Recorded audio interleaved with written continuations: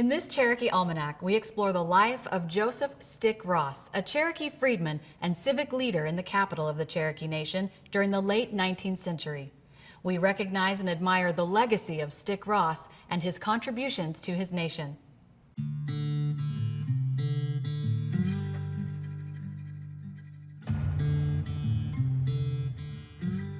Too often overlooked when discussing Cherokee history are Cherokee freedmen and their descendants.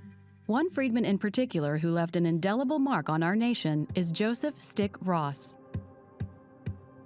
Cherokee Freedmen were the former enslaved people of Cherokee Nation who were granted freedom with the 1863 Emancipation Proclamation. They were further granted full citizenship rights with the Treaty of 1866. Joseph Ross was born around 1855 in the Cherokee Nation in Indian Territory. Well, he was born into slavery at birth, and of course he was enslaved by Chief John Ross. Many of the enslaved people, they had to take on the slave master's last name. That's how they identify who was who. There's not a lot known about his childhood. According to an article I read in the Cherokee Phoenix several years ago, he went by the name Stick Ross because he was a tall, thin man. After the abolishment of slavery and the passing of the Treaty of 1866, Stick Ross became a free citizen of the Cherokee Nation.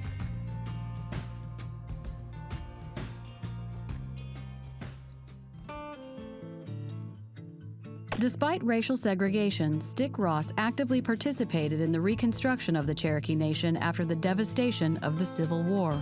Joseph Stick Ross was the one that was head over the brick making and laying of the capital of Cherokee Nation.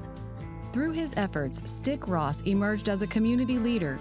He was a member of Tahlequah's first business club and was elected to the Cherokee Tribal Council in 1893.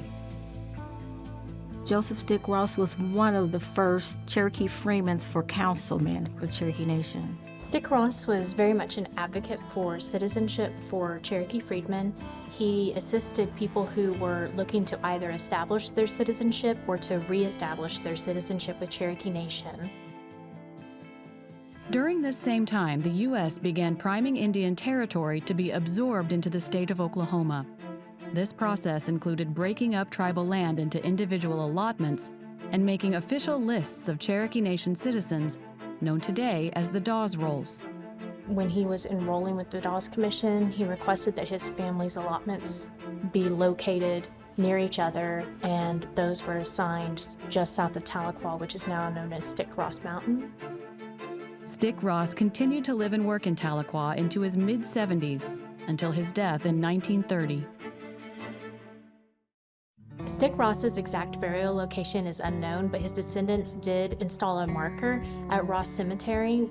He actually donated the land that Ross Cemetery now sits on as a burial place for other Cherokee freedmen.